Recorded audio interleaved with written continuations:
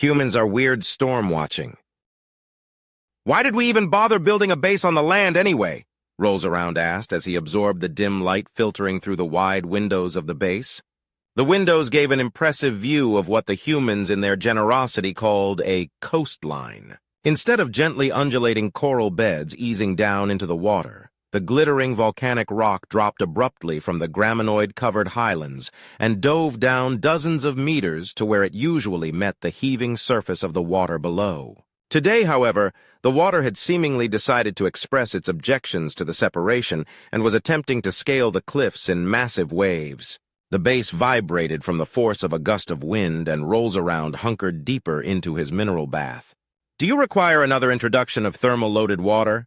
10th Cousin asked, from where she perched on a chatar couch, reading something that was supposed to be very masculine poetry from her homeworld. "I do not," Rolls Around reassured her. "I was just reacting negatively to the storm." She tilted her head to examine the weather conditions with a thoughtful set to her antenna. "I think it is a pleasant change," she said. "The harsh, unfiltered lights of the suns here means that we have no real night. The clouds at least allow the illusions of dusk, and the wind overhead is not entirely unlike breezes in Father's canopy if you can focus your attention on some pleasant task." "Well, if we can't go outside during clear weather without protection due to the radiation," Rolls Around grumbled, "and we can't go outside in stormy weather due to the storm, I say we should have just built a floating base that we could submerge during storm weather." "There is perhaps logic in that," 10th Cousin agreed, and very deliberately tilted her head back to the poetry. Rolls Around drooped his leading appendages over the edge of the bowl and absorbed the stormlight in a slightly sulky mood.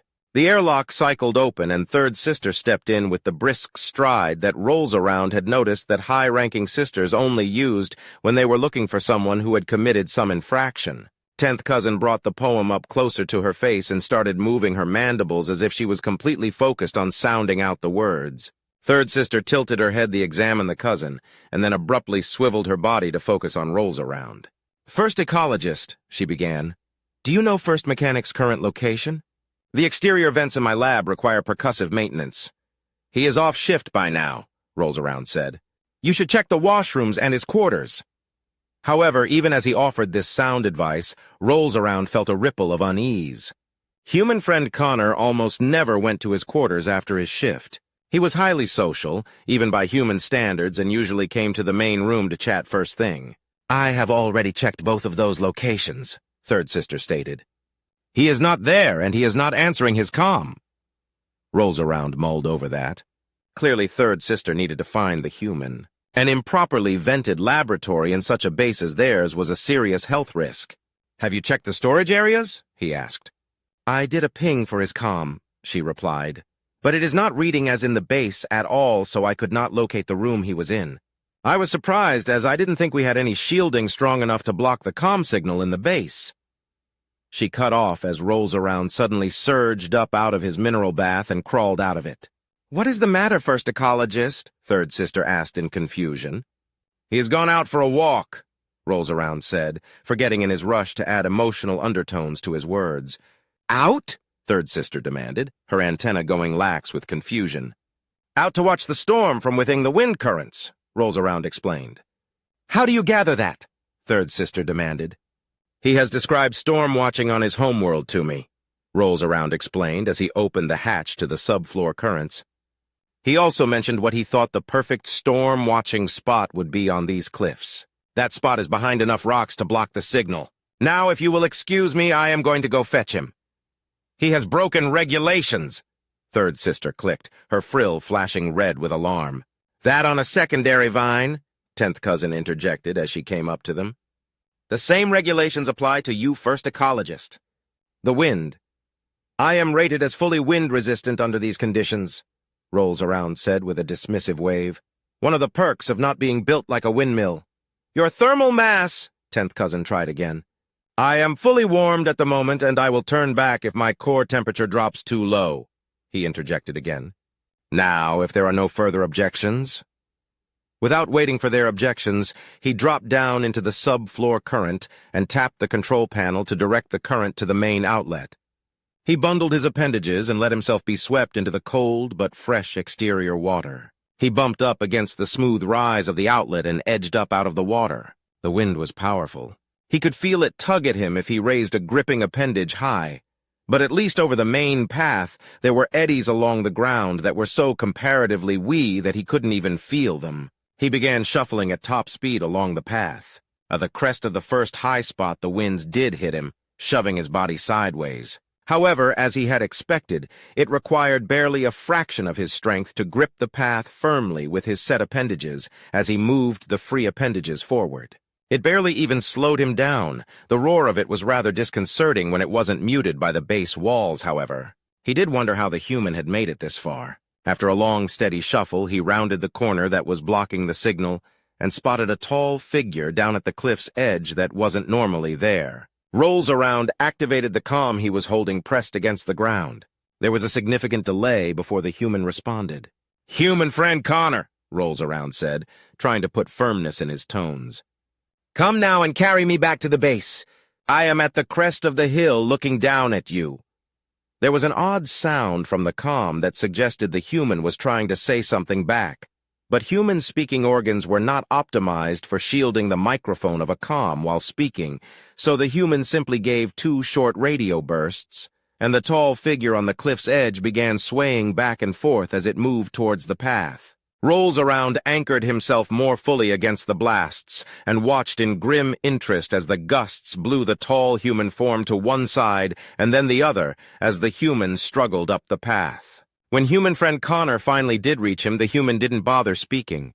He just reached down with a grin and tried to lift the undulate off of the path. For one long moment, Rolls Around hung onto the ground in a show of strength. He wasn't sure if it would impress the human, but a little dominance display did seem called for. He let go when the look of perplexity fully formed on the human's face, but before he could give a more powerful tug, and they headed back to the base.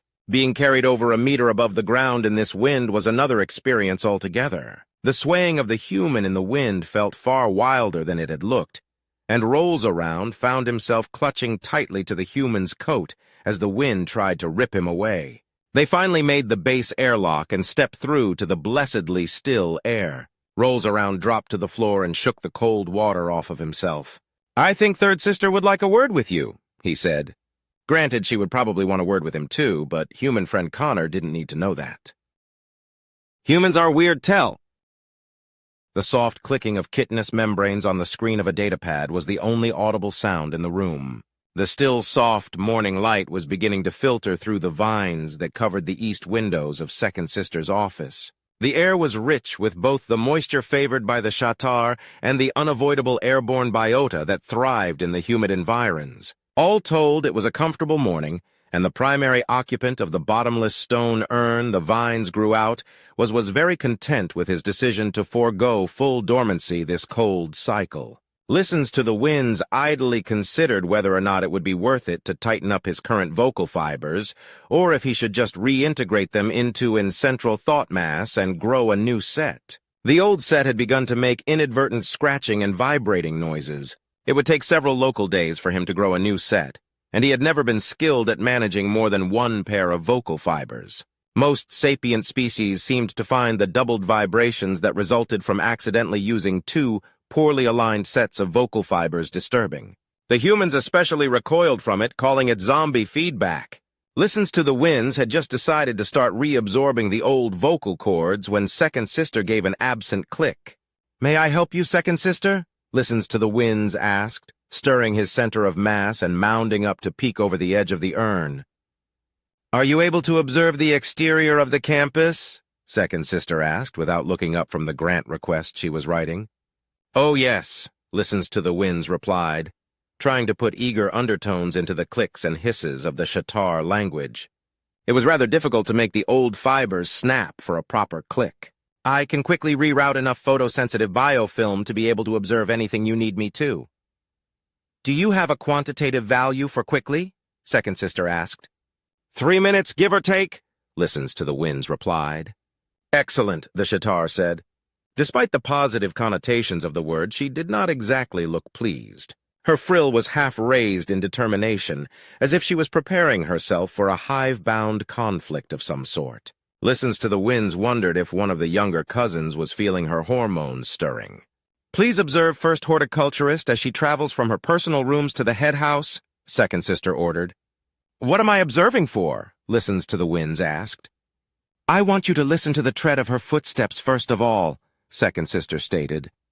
Let me know if she is stepping out freely, with confidence, or if her step is overly controlled. Then, if it is overly controlled, tell me if she is resting her hand, that is her upper primary appendage, firmly on the small of her back, her dorsal center of mass just above her primary lower joints.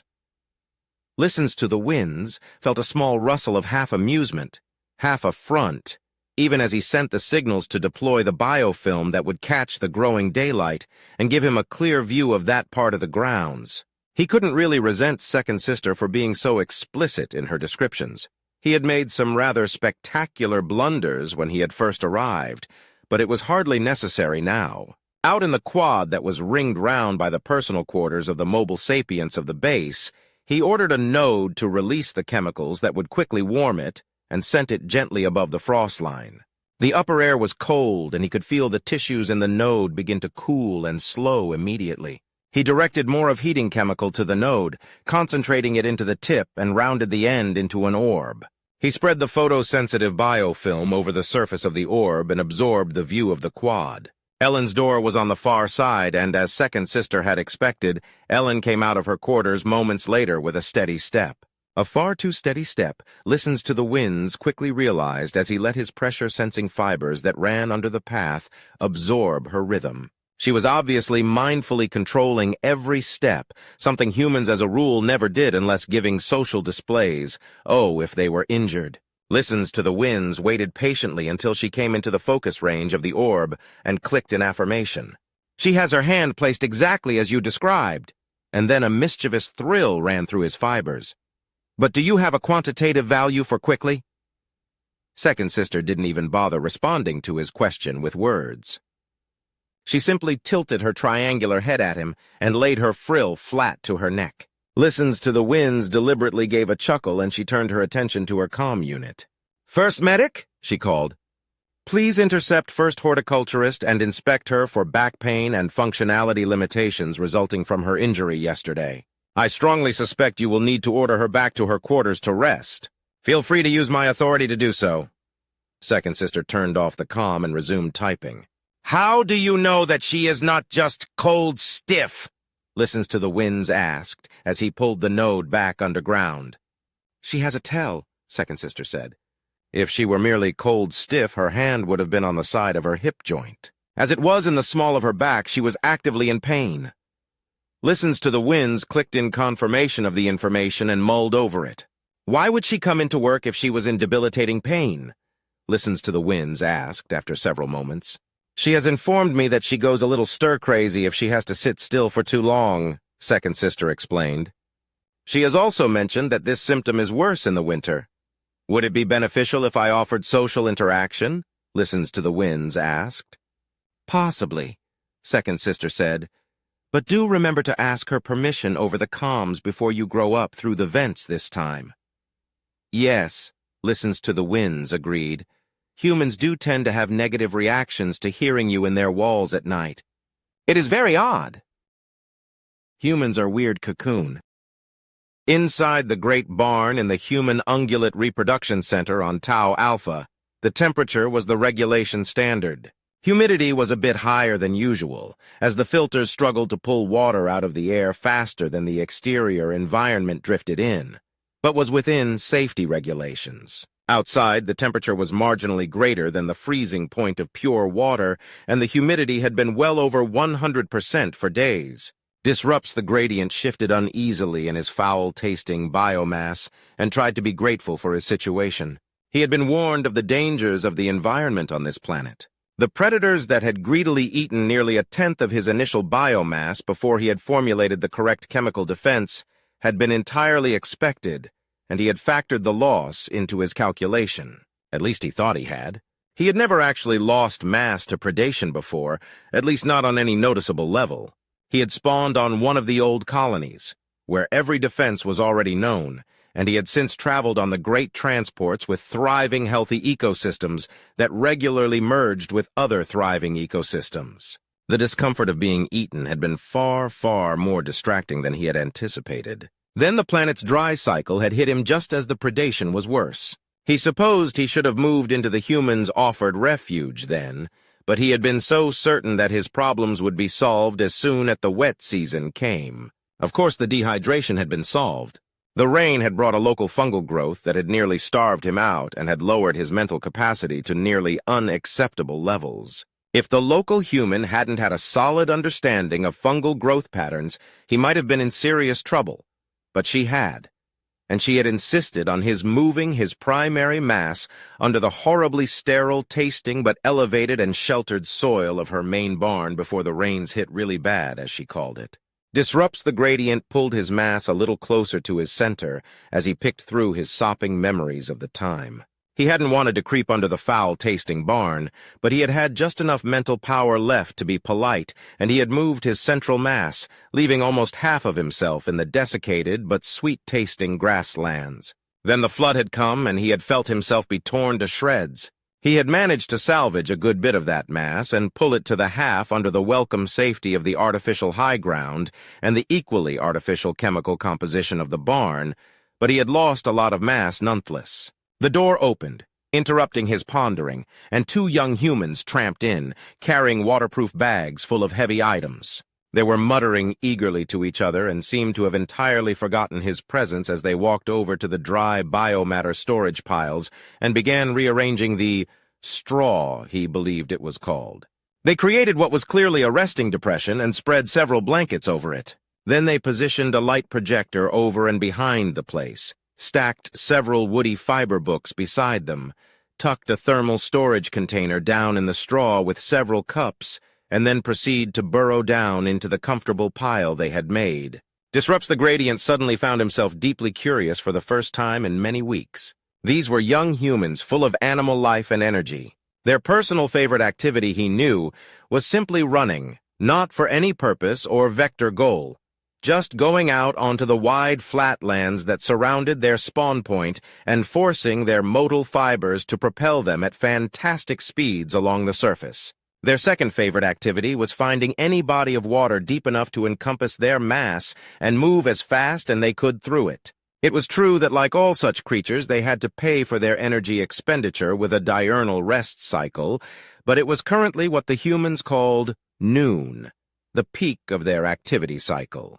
What were two healthy young humans doing composting at high noon? A projected entertainment began to play across the wall.